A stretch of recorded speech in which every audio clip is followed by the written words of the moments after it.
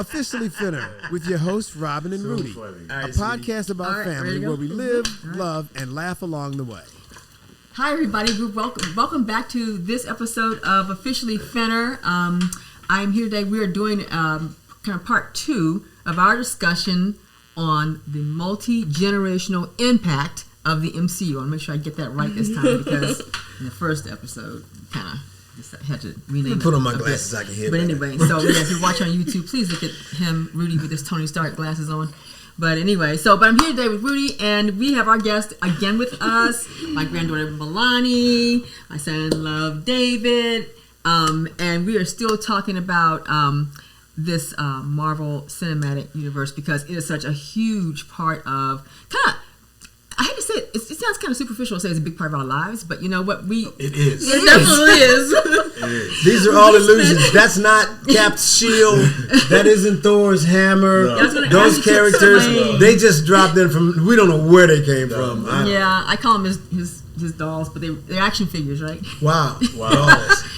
Dolls sounds creepy. I know it's dolls. Yes. But no, the action figures, your collectibles, and all the things because you love it, and you know what, I don't mind that at all because it's innocent enough, and you all have such a great time with it. And we do. We spend an enormous number of hours watching this, talking about this at dinner table. So I thought that we'd share that part of what we do with you guys, hoping that and knowing there are a lot of Marvel fans out there. But anyway, so in the first part we talked about kind of the origin of Marvel and kind of how it all got kicked off and everything. But now we want to continue that conversation because you can't stop talking about Marvel. It's been around for 50 years. And when this all ends, we're still not going to stop. No. We just will be recording. Okay.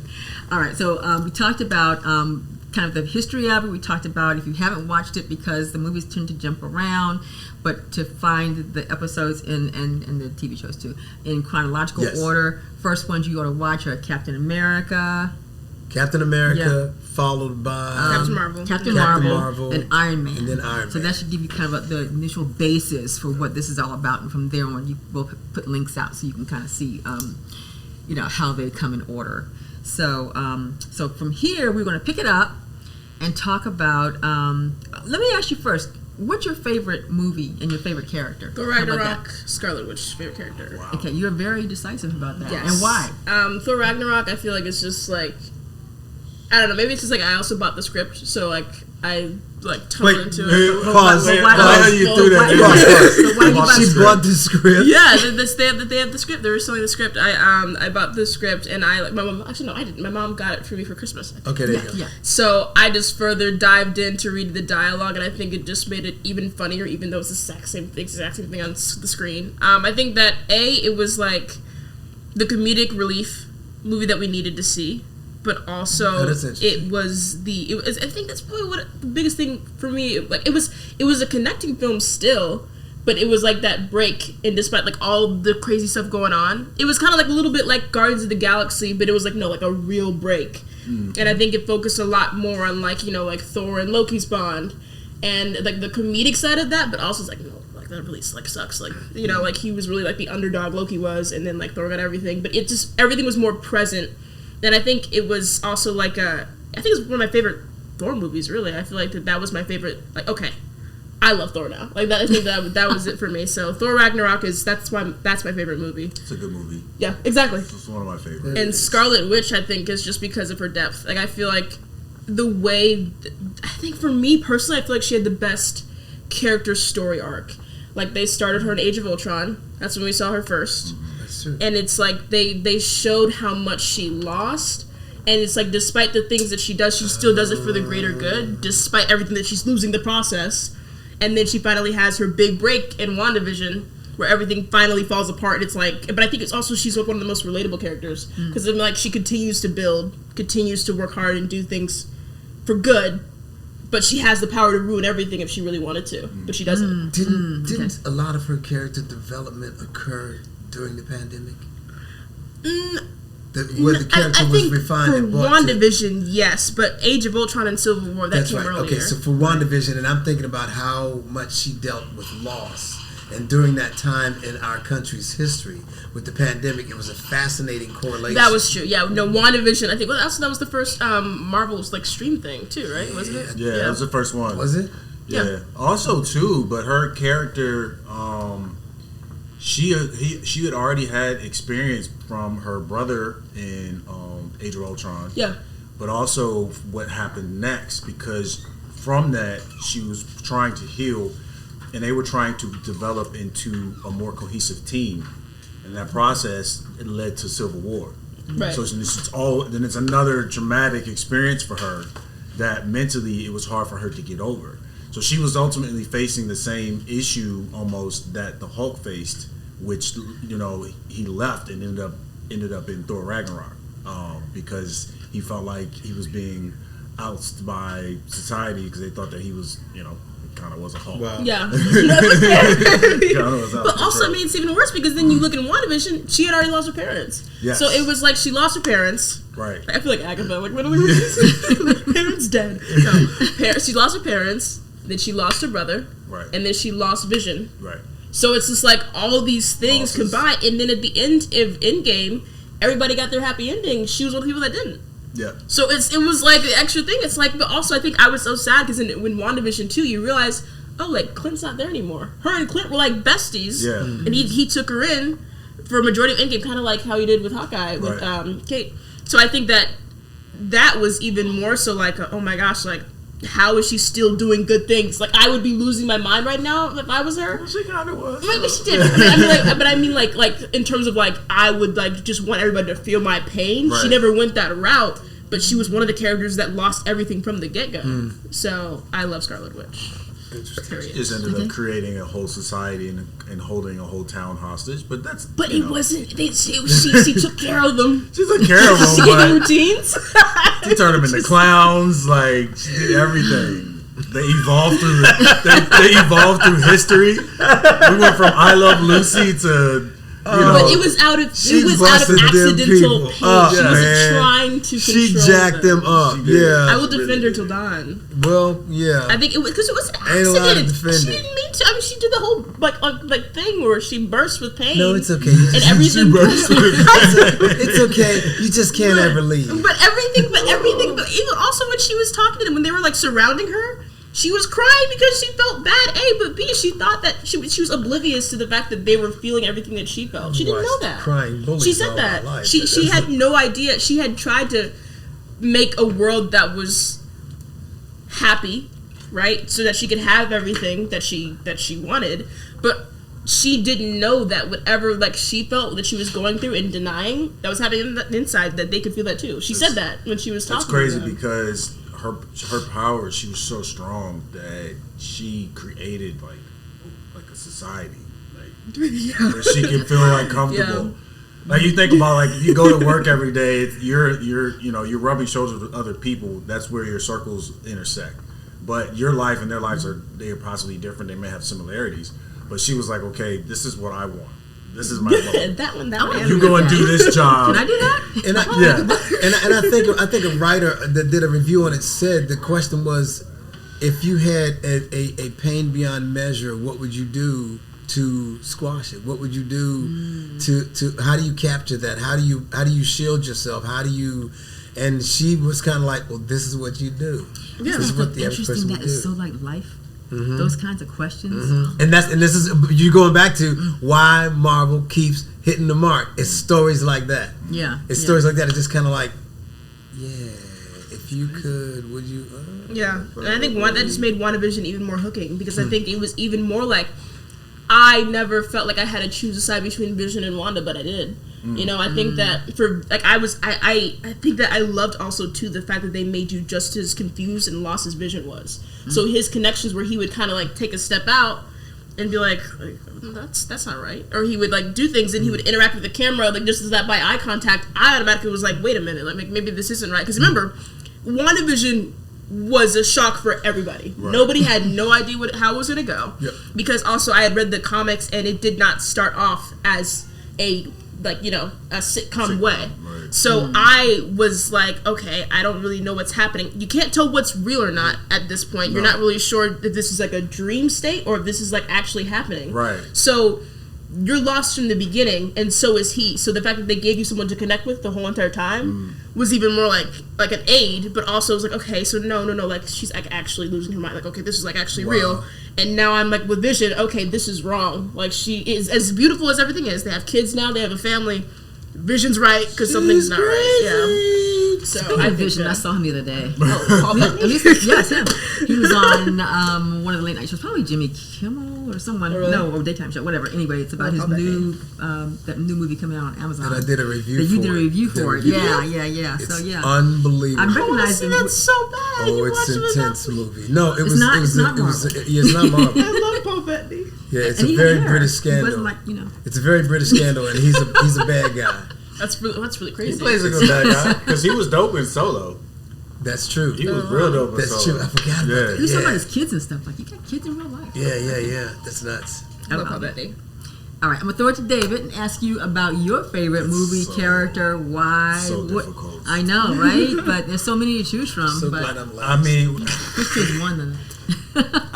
if we're talking specifically about this MCU, because I think my favorite character has probably always been like Wolverine, but in terms of the MCU, it's a toss up between T'Challa and Captain America.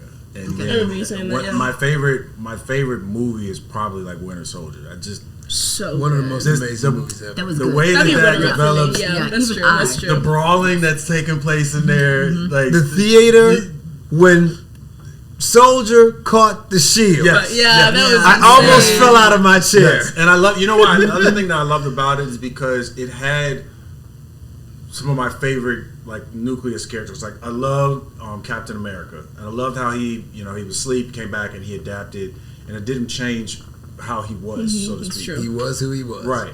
I love Bucky, Winter Soldier, just his mystery, like everything about him, and because he was enhanced too, so it was Right. like different.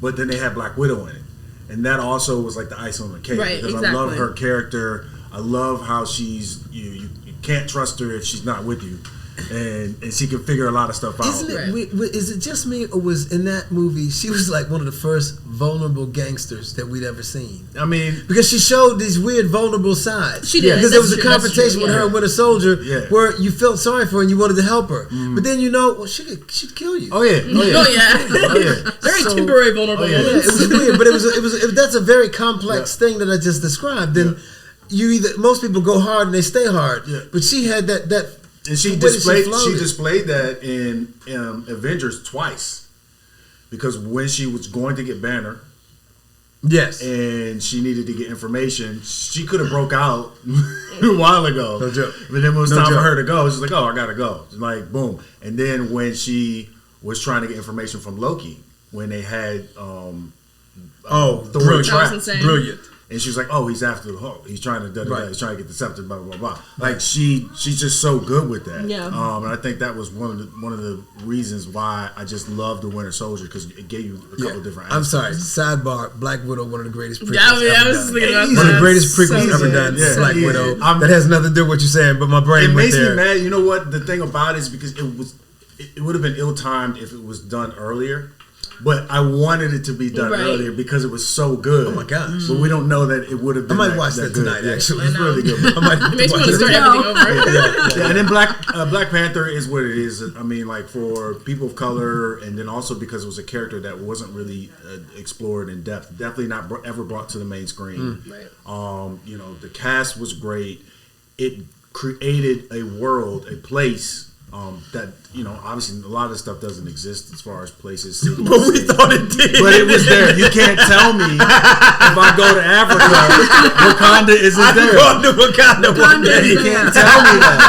And you can't tell me that vibranium isn't real. So funny, Right? It's so funny. But at It's the real. same It's time, real. They just didn't tell you they didn't it's tell you real. It's real. But at the Yeah. same time, when we were talking about in the previous episode of the podcast, we were talking about the connections from the comics and what was going on in society.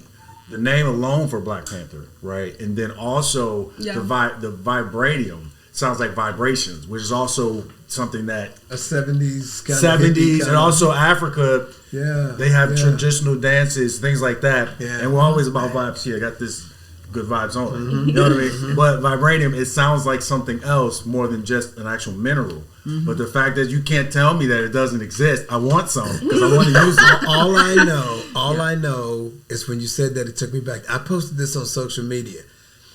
I still can't explain it. Don't understand it. I came home and I cried. Oh, really? But it was.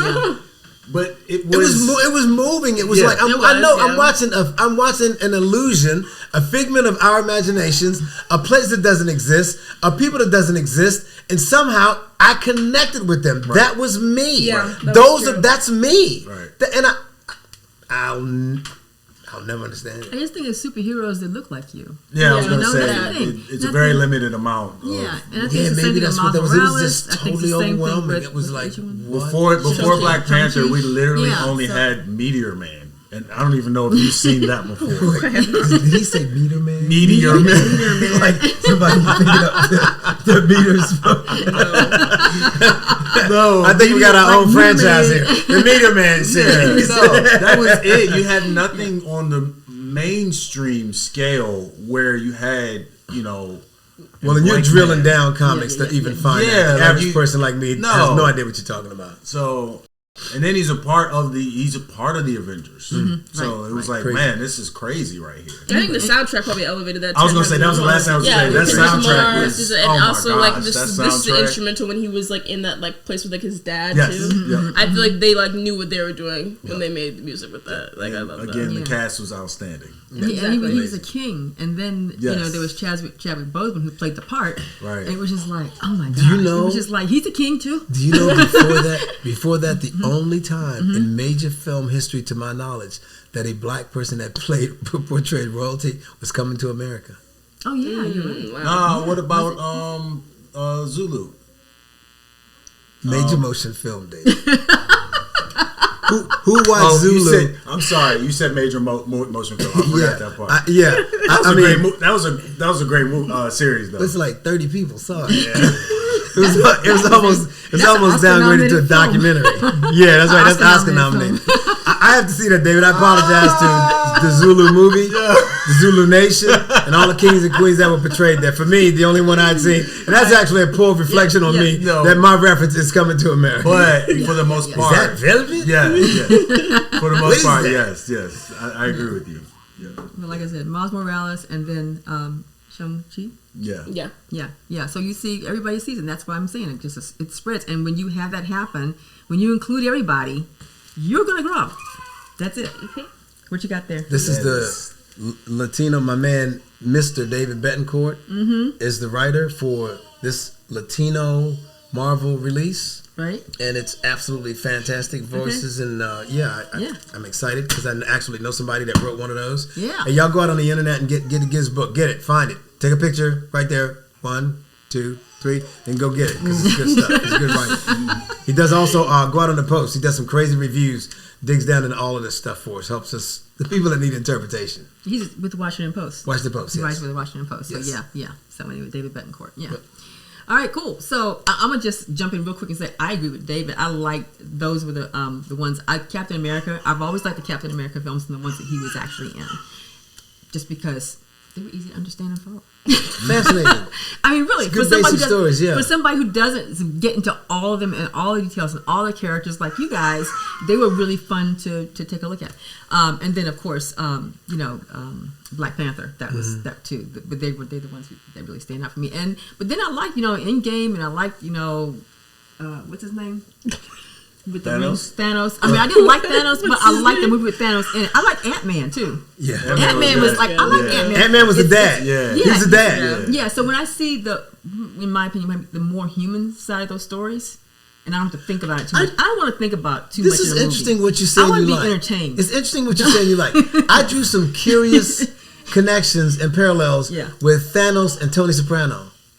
Oh yeah. That's easy. Yeah, you feel sorry for the person. But they were guys. He had a reason for something. They were guys that when you dug down into why they were wrong. Yeah, but you found some disturbing logic. But there was something disturbing because you agreed with it, but not you sympathized with it. Okay, I'm gonna say agreed. But I say you at least sympathize with it. I mean, Yeah. Yeah. So to some degree, and I hate to say that because they did some really some bad foul things. stuff. Yeah. So I'm not really saying that was really a right thing. Right. But Right. somehow in that the way they portrayed the character, which is really speaks to how they wrote the character and how they acted those roles.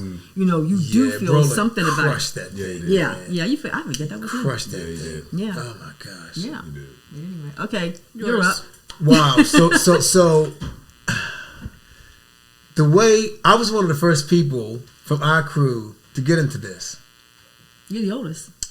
Well, that isn't necessarily. Wow. That isn't necessarily, I mean, and I say the Disclaimer. movies. I say the movies. David was always reading. I mean sorry, the movies. okay. And you know what? To be brutally honest, what drew me to the movie? What?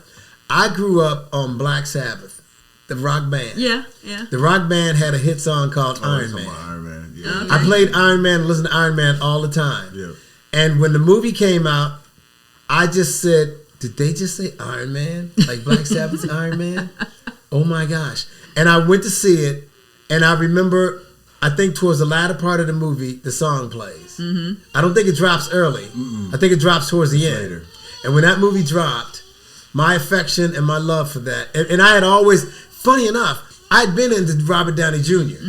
I'd watched Robert Downey Jr.'s trials and tribulations as a person, and I had watched them in U.S. Marshal. Because Tommy Lee Jones was the star of U.S. Marshal, he brought this renegade rogue guy in. It was Robert Downey Jr. Okay. The character that you see there is the platform for Iron Man. That's when he started that banter and that quickness and that whole rhythm of his acting. I saw that, and it's kind of like I was feeling this dude, man. And he was a bad guy in U.S. Marshal.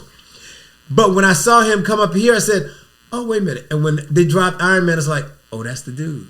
That's the dude from that movie. I love this character. And it's kind of like most characters to me. I think Denzel, Chadwick, those guys are unique guys in that they could take, their bandwidth is so great, they could take any character and rock and kill it. Most actors have a persona, and that persona is inserted into a script, inserted into a movie, and they do that in that space. And that, to me, that's not a critique. It's just the reality of who they are. Sure. Robert Downey Jr. has a snap to him. And that snap is ever present when he does stuff. And when I saw that in Iron Man, I'm telling you, I was like a wide-mouthed bass and a great big old worm, man. And everything they did, I followed it, and it was just joy. It was pure, unadulterated joy.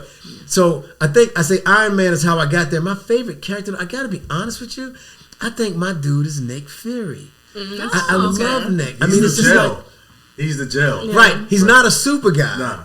But he thinks, and he understands the power of the group. Right. He understands the power of the community. He understands the power, man. If we bring this stuff together, these cats are something separate.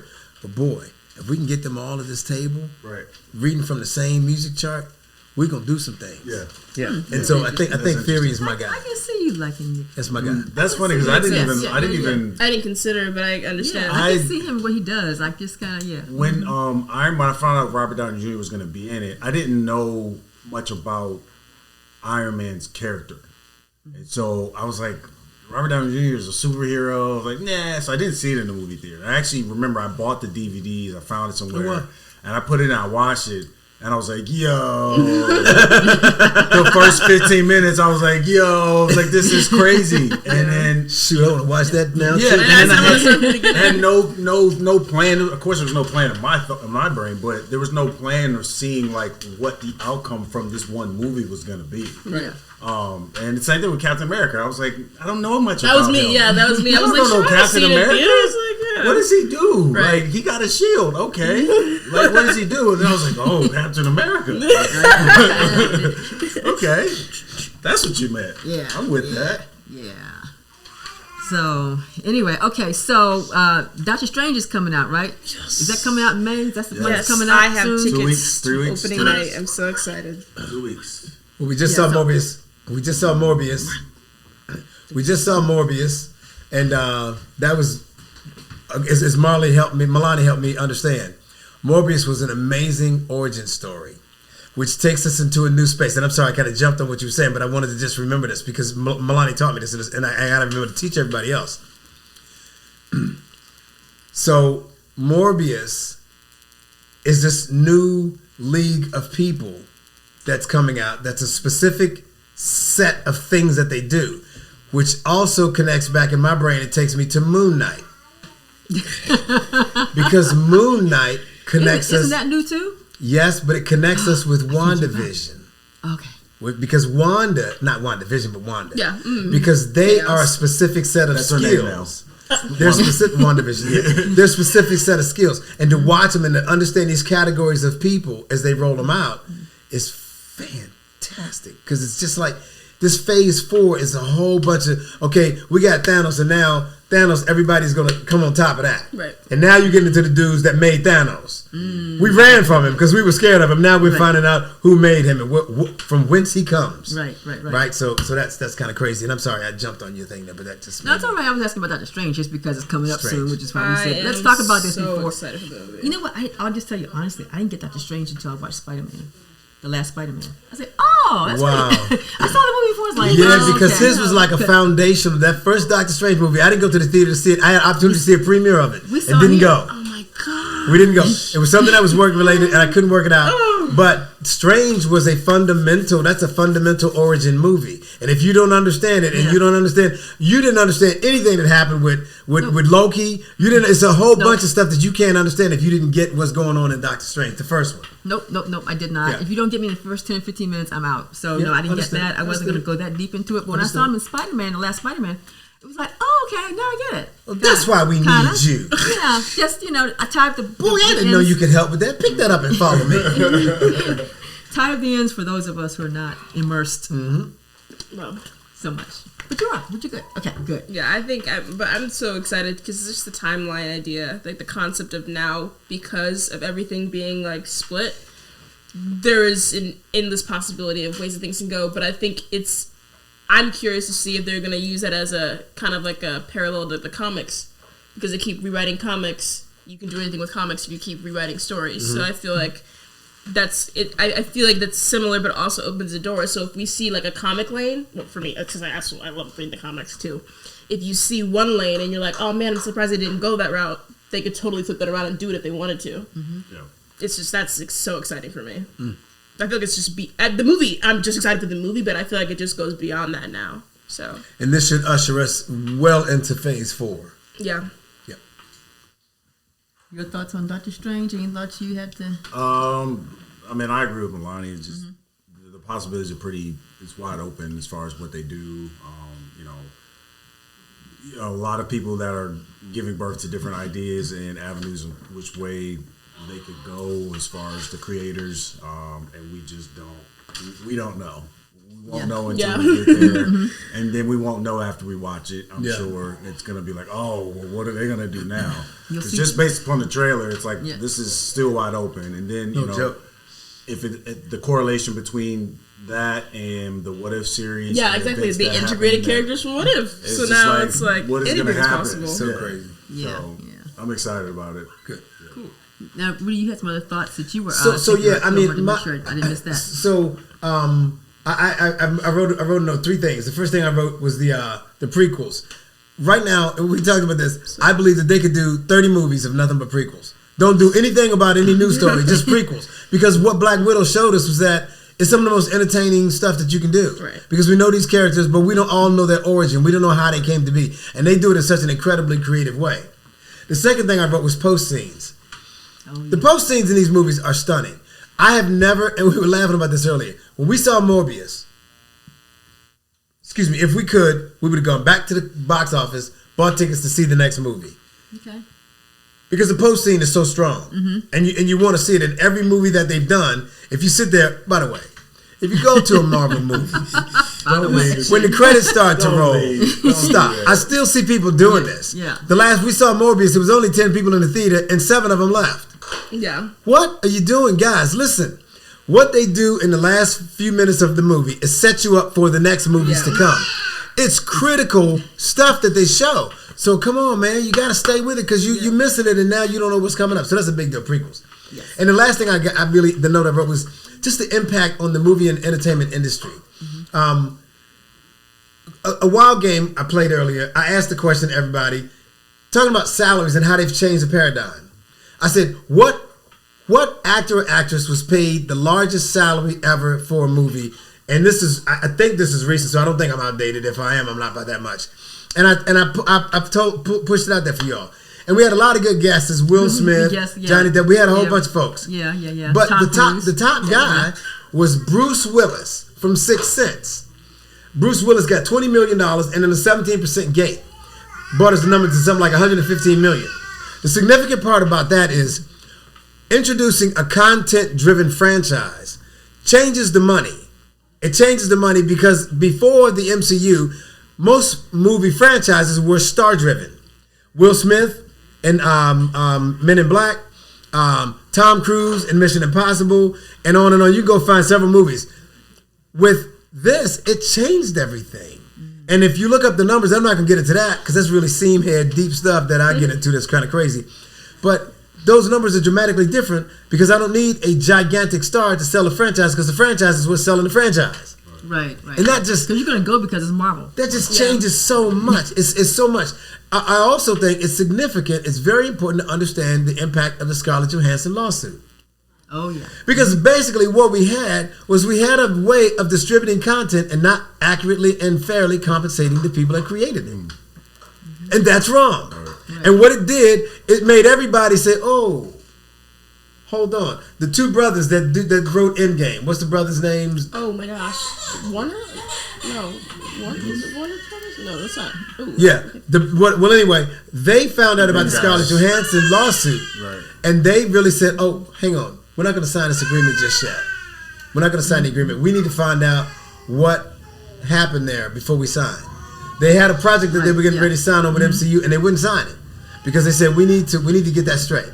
Right. And that was just that's just the impact. Mm-hmm. And now what happens is everybody's doing stuff different. You got to have some stream stuff. You got to have this stuff. You got to have that stuff, and you got to cover it in advance. You can't talk about streaming after the movie succeeded or failed. You got to have that stream stuff up front. Right. And that's significant. And I think movies going forward, actors and actresses are not going to get $100 million for a movie anymore.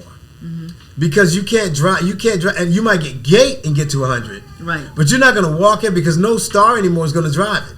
Because the content they've learned is what's going to drive it. Especially is budget friendly. I mean, you look at some of the things of issues with budgeting and them spending countless amount of money on production costs and then flopping in the box office. Number 8, Keanu Reeves got paid $66 million for The Matrix.